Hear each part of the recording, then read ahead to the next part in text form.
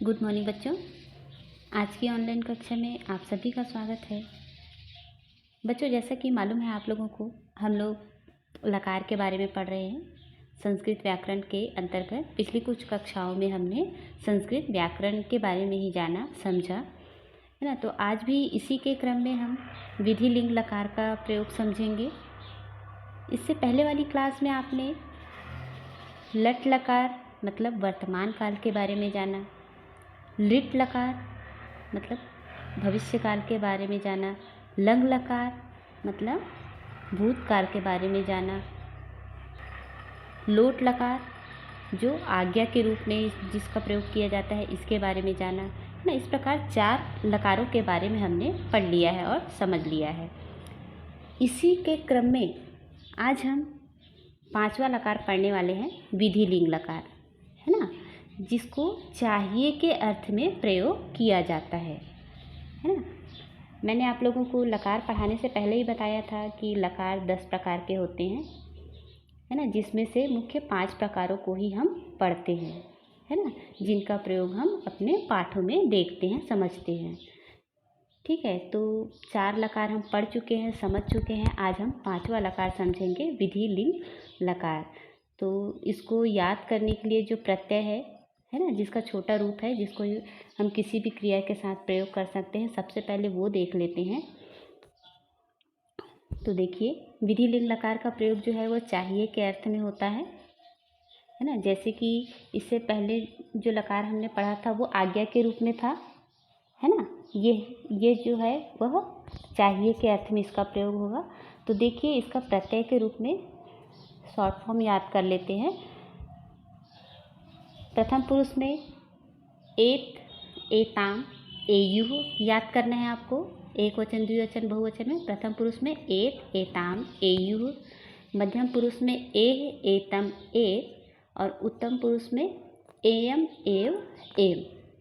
ठीक है, इतना आप लोगों को याद करना है। फिर से देखिए, एत, एताम, एयुः, मध्यम पुरुष एह, एतम, एत, और उत्तम पुरुष एयम, एव, एम।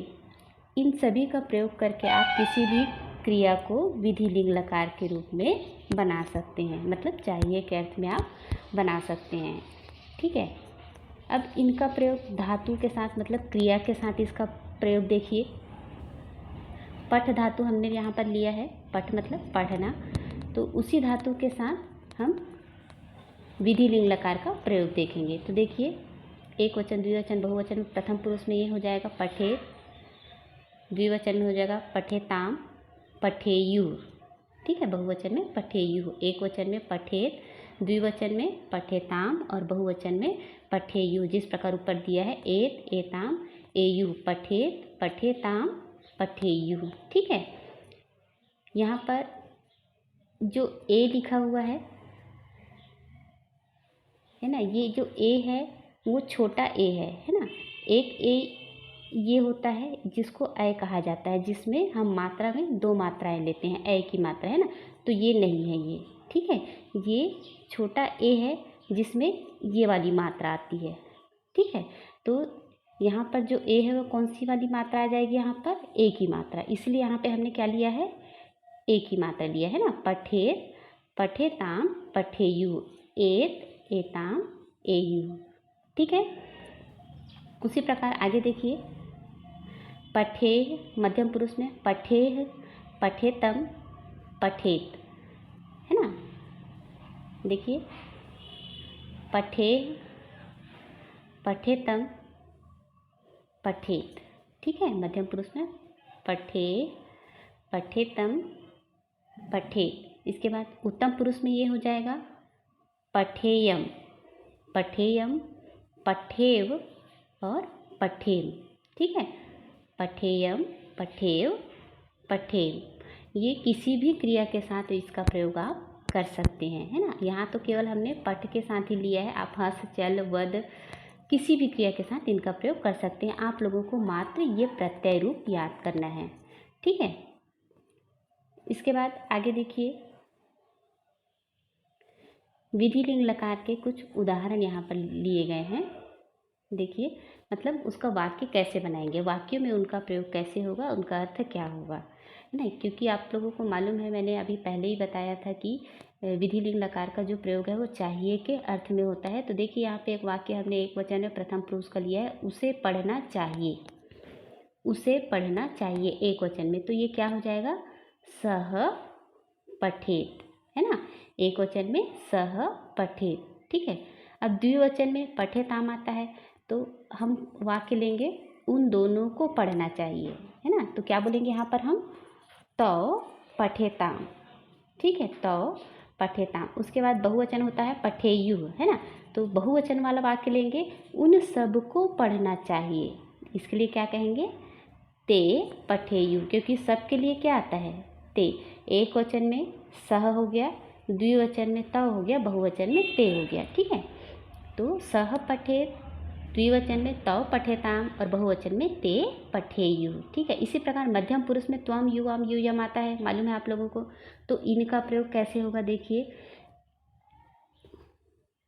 तुम्हें पढ़ना चाहिए, एक वचन में तुम्हें पढ़ना चाहिए, है ना, आप लोगों को याद है ना, चाहिए के अर्थ में ही ले रहे हैं विधि लिंग लकार का प्रयोग, तो वाक्य हमने लिया तुम्हें पढ़ना चाहिए, चाहिए आ रहा है यहाँ पे, है ना, तो क्या हो गया यहाँ पर, जैसे कि यहाँ पे चाहिए आया तो पठेत हुआ।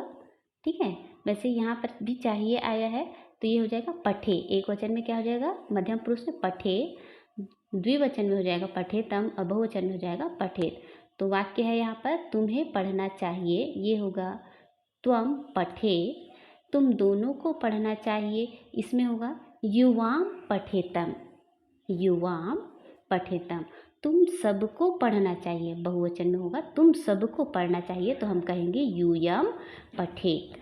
ठीक है, इसके बाद आगे देखिए, उत्तम पुरुष में, उत्तम पुरुष में जब हम अपने बारे में बात करते हैं ना, तो मुझे पढ़ना चाहिए, हम अपने आप को कैसे कहेंगे, मुझे पढ़ना चाहिए, है ना, तो ये क्या हो जाएगा, मुझे पढ़ना चाहिए, यहाँ पर संस्कृत में होगा अहम पठेयम, क्या होगा इसका वाक्य, अहम पठेयम, मुझे पढ़ना चाहिए। ठीक है, द्विवचन में हम दोनों को पढ़ना चाहिए, तब क्या कहेंगे, आवाम पठेव, क्या कहेंगे, आवाम पठेव। उसके बाद जब बहुवचन की बात करेंगे, हम सबको पढ़ना चाहिए, है ना, तब हम क्या कहेंगे, वयम पठेमः, है ना, वयम पठेमः। ठीक है, तो इस प्रकार इनका वाक्य हम बना सकते हैं चाहिए के अर्थ में। ठीक है बच्चों, यहाँ पर देखिए, यहाँ पर पठे शब्द दिया है मध्यम पुरुष में, है ना, त्वम पठे दिया है, तो ये पठे नहीं होगा, मैंने आप लोगों को पढ़ाया था पठे,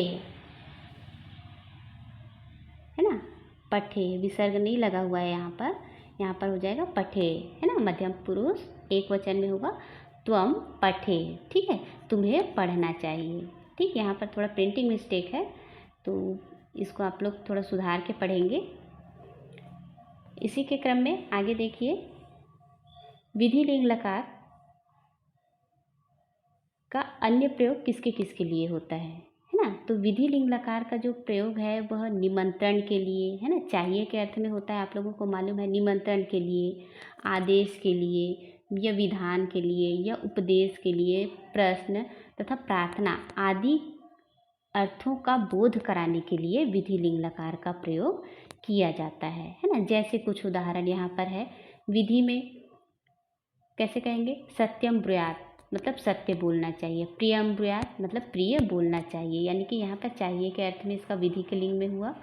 ठीक है, उसके बाद निमंत्रण के रूप में, जब हम किसी को निमंत्रण करते हैं, निमंत्रण देते हैं, तो कैसे कहेंगे, आप आज हमारे यहाँ भोजन करें, है ना, आप आज हमारे यहाँ भोजन करें, तो हम क्या कहेंगे उसके लिए, भवान अद्य अत्र भक्षयेत।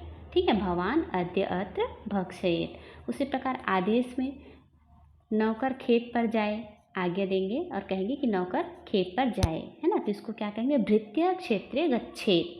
ठीक है, उसके बाद प्रश्न निर्माण में कैसे कहेंगे, तुम्हें क्या करना चाहिए, इसके लिए हम कह सकते हैं त्वम किम कुर्या।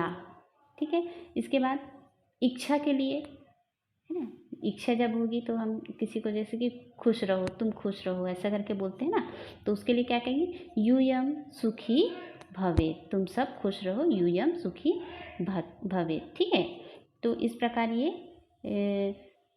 निमंत्रण, आदेश, विधान, उपदेश, प्रश्न, प्रार्थना इत्यादि के अर्थ में भी इसका प्रयोग किया जाता है विधि लिंग लकार का। फिलहाल आप लोगों को चाहिए कि अर्थ में इसके बारे में पढ़ना है कि किस प्रकार इसका प्रयोग किया जाता है ना।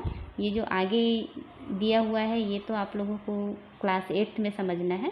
फिलहाल आप लोगों को चाहिए के अर्थ में जिस प्रकार इनका प्रयोग किया जाता है जो यहाँ दिया हुआ है उससे पढ़ना है, ठीक है। तो बच्चों आज के लिए इतना ही।